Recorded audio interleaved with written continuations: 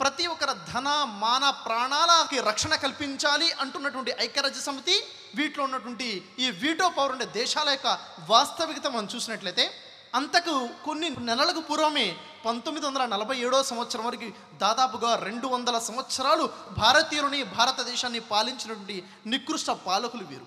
భారతీయుల యొక్క ధన మాన ప్రాణాలను కొల్లగొట్టినటువంటి దౌర్జన్యపరులు వీరు. భారతదేశం యొక్క సంపదను కొల్లగొట్టినటువంటి, దోచుకున్నటువంటి దోపిడీదారులు ఈరోజు ప్రపంచంలో మానవుల హక్కుల గురించి మాట్లాడుతున్నారు.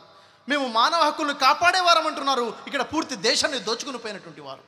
సోదర మహాశయులారా, ఈరోజు మేమే మానవ హక్కులను కాపాడేవారము, మేమే శాంతి దూతలము అనేటువంటి ఈ ఐక్యరాజ్య సమితిలో వీటో పవర్ ఉన్న ఈ దేశాలు ఏవంటే, ప్రపంచ యుద్ధాలలో మారణ హోమం సృష్టించినటువంటి దేశాలు.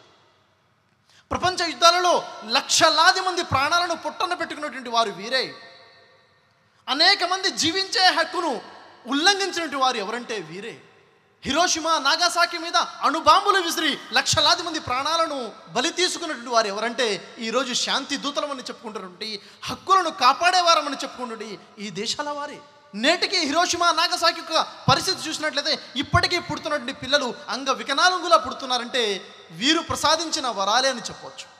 అంతెందుకు సోదరులారా, ఇప్పటికీ కూడా మానవ మారణ హోమం సృష్టించేటటువంటి, మానవ వినాశనం కొరకు ఉపయోగించేటటువంటి మారణాయుధాలని తయారు చేసి ప్రపంచ దేశాలకు అమ్మేటటువంటి వారు కూడా వీరే.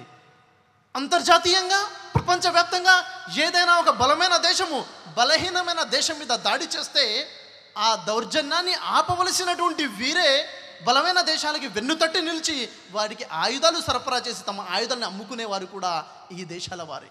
సోదర మహాశయులారా, పరిస్థితి ఏమిటంటే, మానవ ప్రేమికులము, మానవ హక్కుల కాపలాదారులము, మానవ హక్కుల్ని కాపాడేటువంటి వారము, శాంతి దూతలమని చెప్పుకునేవారు ఇలాంటి పనులు చేస్తున్నారంటే ఎంత సిగ్గుచేటు.